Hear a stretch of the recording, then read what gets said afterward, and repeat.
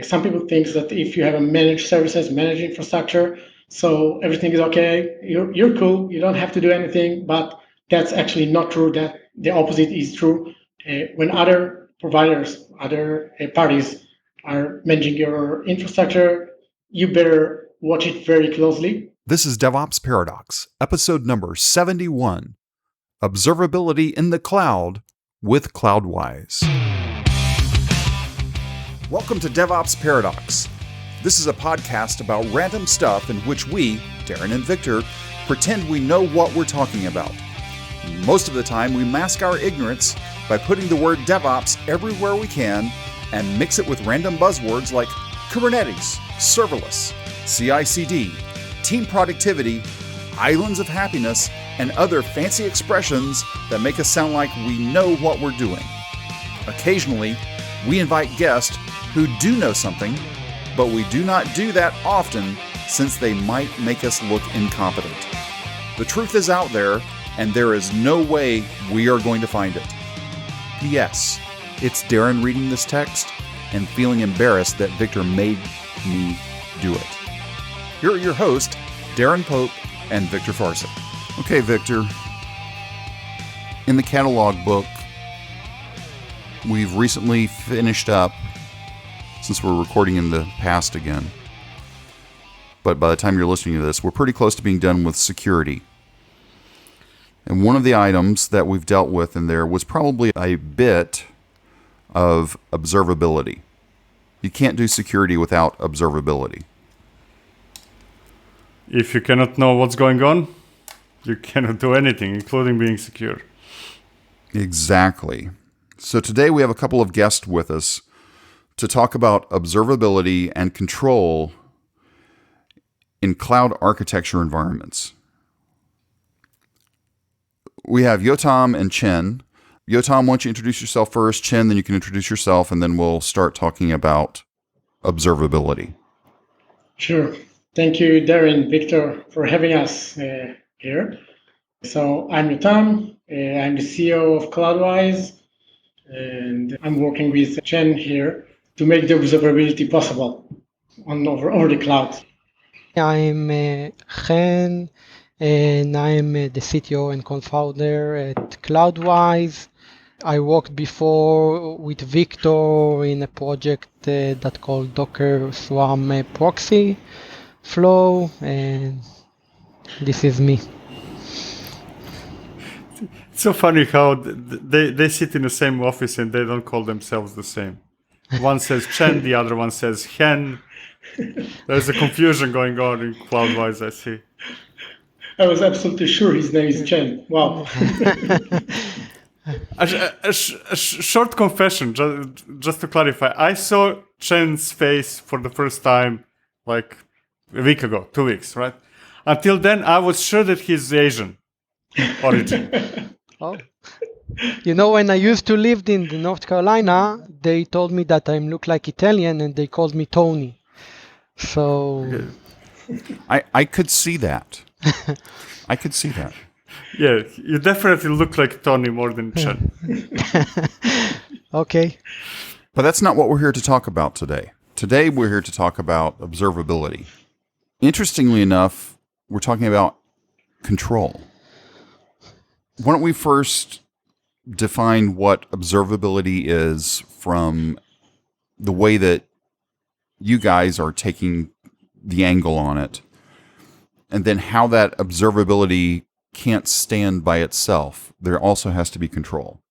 So basically, there is the cold definition of observability, which is being a property of your system, which the company or the team can inspect and understand what is going on their environment. So if you want to know what is the status of your environment and how this status is changing and how this reflects different pillars, different aspects of your system, then you need observability. This is what you need. It was traditionally used to be logs and metrics, and later on it became tracing, but observability is all of those together. having the logs and metrics and tracing is not enough. It's just the different components of the observability. We have to have them all under one point of view, one context. We see observability as something you do on 3 levels. You can observe your software, which is obviously something everybody do, because when you design your software and when you develop it, you put logs, metrics, and other stuff that helps you understand what's going on. The other level is your architecture. There, it becomes a little bit more complex because part of the infrastructure is not yours to control, and that's sometimes misleading. Some people think that if you have a managed services, managed infrastructure, so everything is okay, you're cool, you don't have to do anything, but that's actually not true. That the opposite is true. When other providers, other parties are managing your infrastructure, you better watch it very closely, and it become harder because you don't have control of how it is implemented and how the different metrics are exposed. The last, and I think most important, is something we call the knowledge observability. The knowledge is basically what you need to know in order to maintain the system intact, because things keep changing, right? We are in a very dynamic environment. Things are changing from your third-party providers. Things are changing from your product point of view. And things keep changing when your customers have new requirements, new scale. In order to keep this level of observability, you must keep learning every day, every hour, how things are changing. And that's like a flood, that's a data flood. You must be on top of things all the time to keep that level. So that's observability as we see it. There is, at least I have an impression, right, and I might be wrong, that observability might be new DevOps in terms of popularity, not in terms of what it does, right? It's exploding. The amount of the talks I'm hearing, the conversations, the solutions, the money also floating around. I could say that observability is the topic of this year, right? Or probably, hopefully, the next one. If I'm right, what changed? We obviously did not learn about observability this year, right? It's not a new thing. It exists in this industry since the dawn of time, and yet it's a focal point, or one of the focal points of the time and space we live right now. What changed? Correct. I think that most of what we're hearing in the last year, there is not only DevOps around the observability, also there is data ops, cloud ops person, the security person. They all need one language or one point of view to understand each other. When you are talking now about security, so if we're talking about the cloud, so we have the security layers, and we need to know exactly if my service, my specific software is actually secure end-to-end. And most of the providers offer more than one service that give you the observability, the view, the logging, the tracing, the metrics about your cloud security. But the DevOps, he's looking about the observability from the operation and the performance point of view. And now when he's using the continuous delivery integration services in the cloud, he needs to be aligned with the compliance and security policies that the security person, security ops is in charge of. But most of the time, they don't have one language or one point of visibility or a language to talk with each other about what's the trade-off. Because when I want to put a new service that's going to help the R&D team, okay, what's the influence in the security landscape in the cloud? What we are thinking about is that you have to build one language that all the stakeholders in the company that consume the cloud, that in charge of the cloud, that any part implement stuff to the cloud, needs to understand each other and talk with each other. And that's what I think changed in the last year, because this is not only the DevOps person. There is the SRE person, there is the CloudOps person. Sometimes it's the R&D that in a small startup, he can't afford DevOps in his company because it's very slow, he's very small, and now he need to do all those stuff from the integration until the deployment into the cloud. And when you have more and more person that involved into the cloud, you need to understand each other, and sometimes there is a trade-off between the stuff, and you need one single point to view everything, to understand each other. That's why I think it's the control and the observability in the cloud. I would add to that new buzzwords, new things that we put as the main thing that happens are not just happen. This is an evolution. So it began with logs and then metrics, then tracing. Then we moved to microservices. We had to rethink of everything, because suddenly it's not just one place that you have all the logs and you just write scripts to monitor those. Now we're in the next phase of this evolution when things are getting really hard because of the rapid changes that around us, around the technology. So it's not something new, it's just the point in the evolution that people must have the observability. They can't live without. Can we live with the tool set that is provided by providers? Let's say that you're using AWS or Google or Azure. Do they provide what you believe we need, or people should go some third party, or where are we now?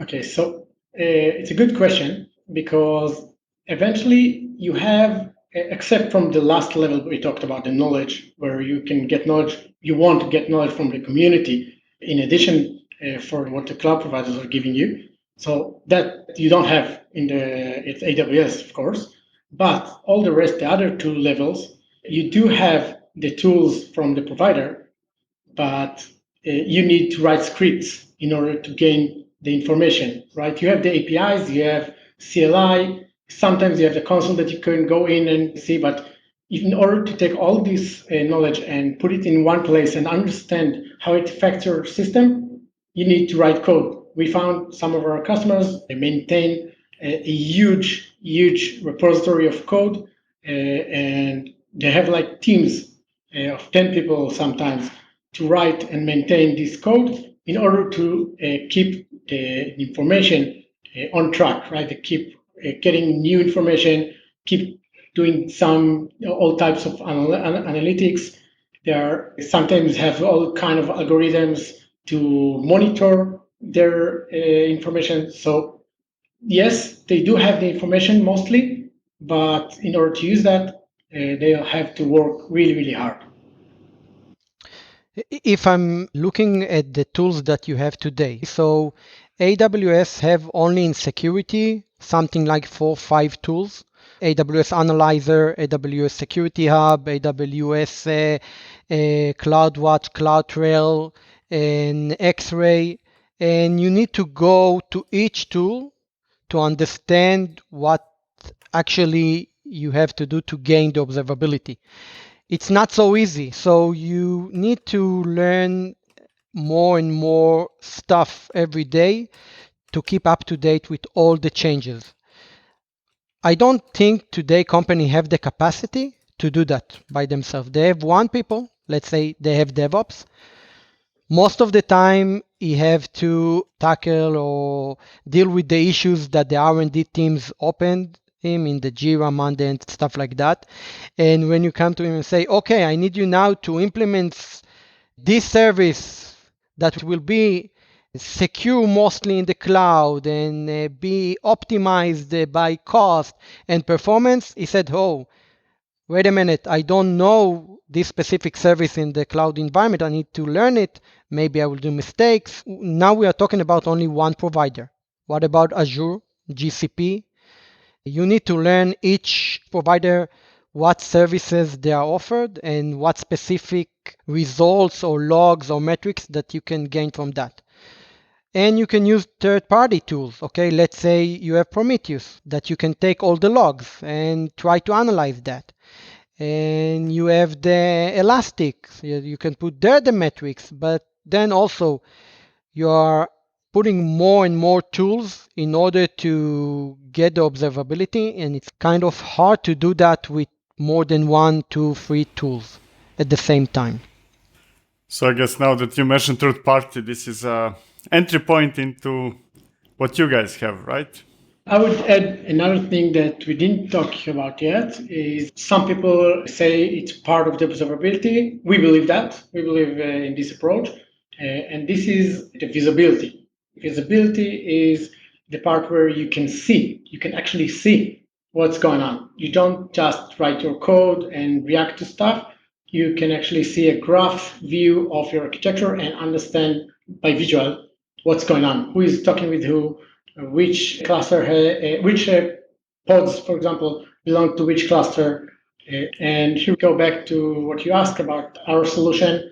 So basically what we did is to put all those things inside one solution.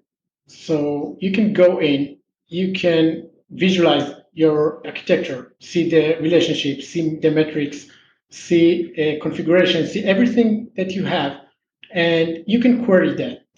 And by query, I mean, instead of writing very complicated code that will go and seek for all kind of problems that you know of, or all kind of best practices that you want to maintain in your policies. So you can use external tools such as ours to just drag a few nodes to a canvas and then filter them according to the desired pattern or to desired practice that you want to maintain. So this is where our tool becomes the observability tool that helps you visualize your system and your policies. So is it something similar to, let's say, Kiali from Istio, but on a level of the whole infrastructure, right? Correct. We also trying to give the CloudOps the opportunity to build their own custom policies and share that with the community. Instead of going and writing blog posts or looking for the best practices and said, okay, when it's going to happen in my architecture, when I have this pattern, I'm going to check that. They actually can build today the pattern. They just heard about it, they just read about it, and actually simulate the situation, the pattern, and said, okay, now run continuously. We want you to monitor this pattern into your architecture graph, and when it's going to meet the pattern, you're going to let me know because I know what I need to do to change it. We let the specific person that write the rule to be proactive, and he actually can know what is going to be happen in his architecture, and not only when somebody open an issue, now he need to go and analyze and start handling this situation. And this is something that we think it's going to help company to understand and tackle bugs or analyze issues before it's going to production. Right now, you're covering the big three, correct? Or do you cover any cloud-based provider? So right now we're covering both Azure and AWS. We're going to cover GCP in a couple of months. Our solution is basically a very flexible data structure, so we can add new provider when demands come, right? If you want to add some private cloud, we can do that. We can also do that per demand. So we currently, as you said, we are covering the two big ones, and we can cover any if it is required. So technically, you could do on-premise. Yes. If it was private cloud. Yes, we can. Yeah. Yes. Today we build our platform as agentless in order that you won't have to put any agent in the cloud environment. So we actually, what we did in the last 2 weeks, we built agent to the Kubernetes, okay, to the managed services, EKS and AKS. And now when we build that agent, we can put that agent in any data center on-prem environment and get all the metadata from that agent. So regarding to your question, yes, we can do it, but not right now. So it's pre-alpha, if you will. Yes. At the time of recording, it's pre-alpha. Yes. It's just the other side of vaporware, right? It's a joke. It's a joke. It's real code. It's just very, very fresh code. So, Yes. So you're covering Azure and AWS today. What was the third one that you said you were bringing on soon? GCP. GCP. Okay, that's what I thought you said, but it broke up just a little bit. Do you see anyone going into clouds other than those three? Do you see people going into Alibaba? Or do you see people going into Oracle's solution, which seems to be gaining a lot of steam recently? Oh, yeah, sure, absolutely. We're currently concentrating on the market in Israel, in our local country, and we are looking ahead to Europe and USA, where AWS and Azure and then GCP are the biggest. But if you are looking at the Far East, there you only have, not only, but the biggest is Alibaba. So basically, it depends on the market you aim for. I believe future to come, they will all will take some part of all the markets. So this is why we made our data structure very flexible, because we understand that things are changing and are changing fast. So when Alibaba will be a meaningful part of our market, we will support Alibaba too. Same goes for Oracle, Ocean, 9, and etc. Every other cloud provider you can think of. You actually can see IBM is a big player in that landscape. They have sponsored KubeCon, and you can see they have their big commercial stuff. Probably they trying to get some of the market share in the cloud. So we do see the 5 big cloud provider that IBM, Oracle are trying to be in that game. Yeah, it's too big of a game to miss it in a way. And I still have a theory that actually we are still almost in early stages of cloud adoption. Kind of, this is going to grow. I'm pretty sure that there will be new players coming in very soon as well. Yeah, I believe you're right, because today I cannot imagine a company that doesn't use the cloud. When we started, we only saw the SaaS companies and maybe the software companies that are not SaaS but using the cloud because they want to be able to scale. But today, sometimes we find customers from the retail or even from the pharmacy. We have customers from the pharmacy industry, which on the surface has nothing to do with technology or cloud. But then when you drill in, you see that all their marketing, all their test results analysis, everything they do that is on computer, basically. So today they are using the cloud, because it doesn't make sense for those companies to keep huge data centers. It costs too much money. It's not their business. So the cloud is the solution. And I think this is something that just began. Future to come, more and more companies will go to the cloud, even if they are not technological companies. There is no such thing as not a technological company. There is no such thing. It doesn't exist. There are only companies who didn't realize it yet.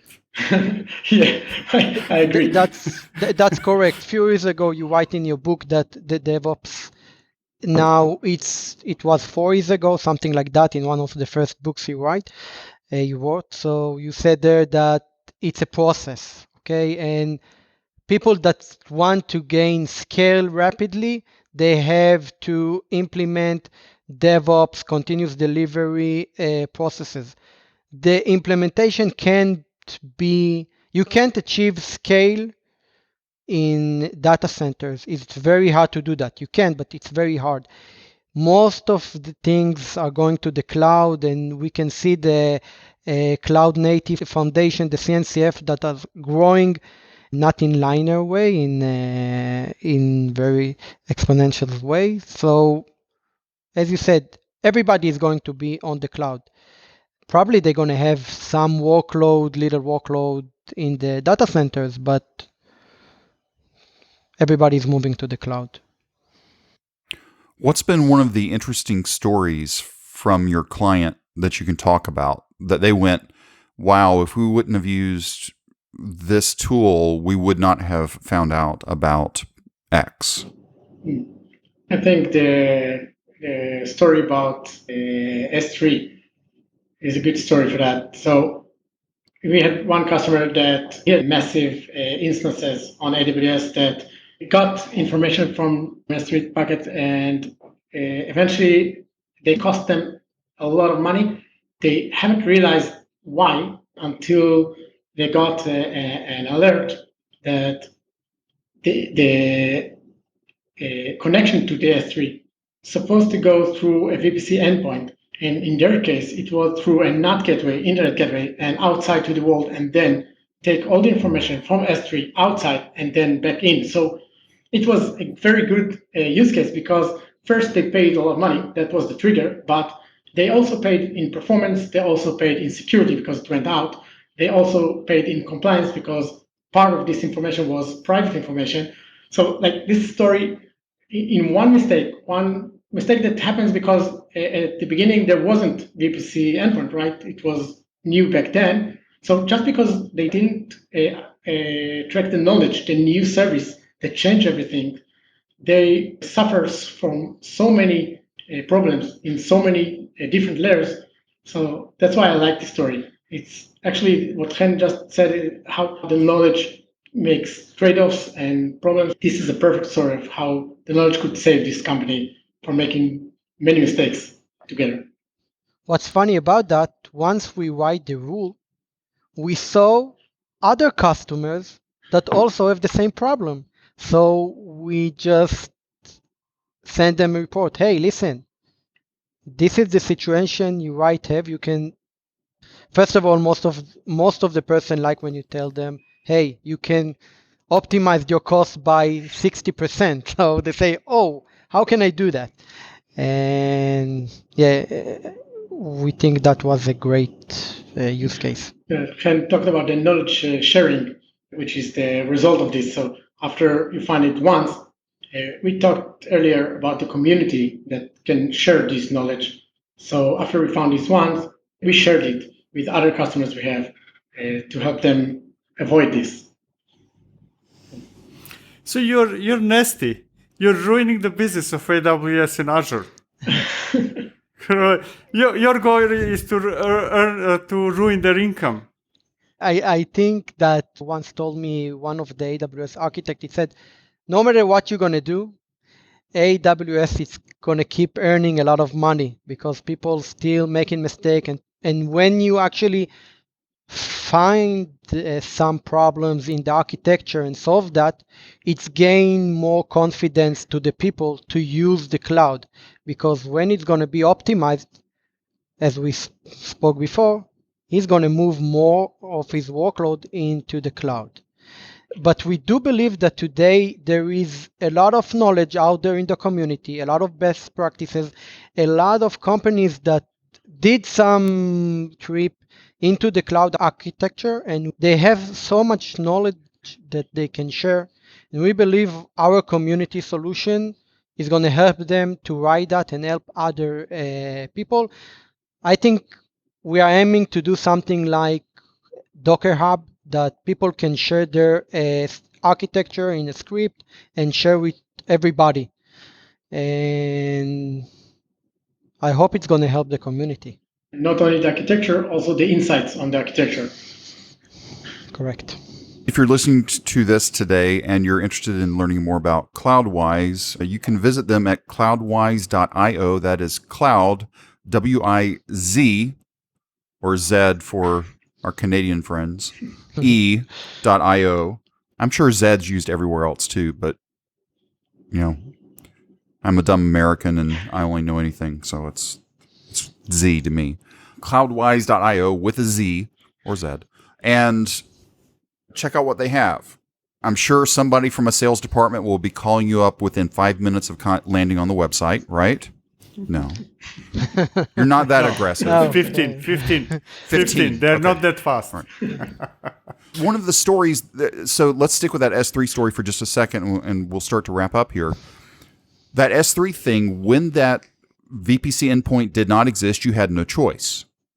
Correct. Right? Correct. And then once it did become available, how long did it go for many people to not even know that existed?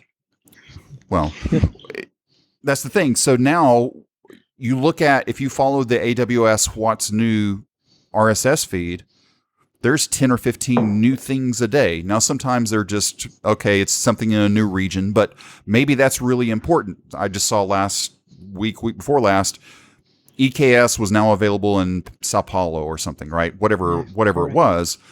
And if I was working in Sao Paulo and all of my workload was basically in the Sao Paulo area, why would I have an EKS cluster running in US East? That would just be insane because of transit costs.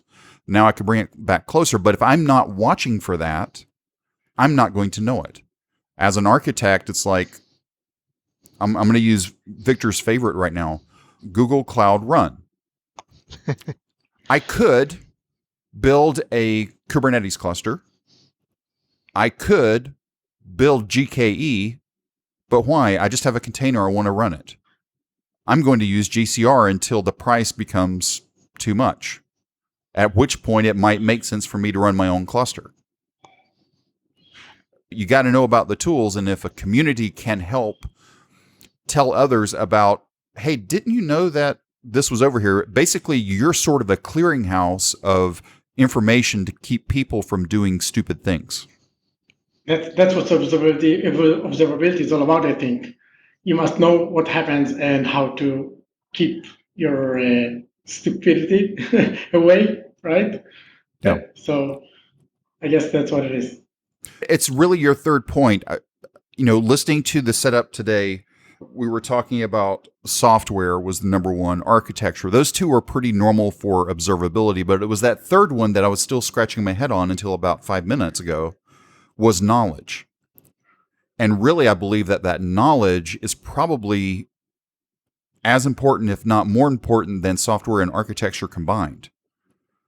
Because if I come from a 90s workload where I'm used to using Power Builder and SQL Server, and that's all that I've been doing for the past 30 years, and I'm now transitioning to cloud, my very first inclination is going to take what I've been doing, Power Builder and SQL Server, and throwing it in the cloud, which may be the dumbest thing in the world.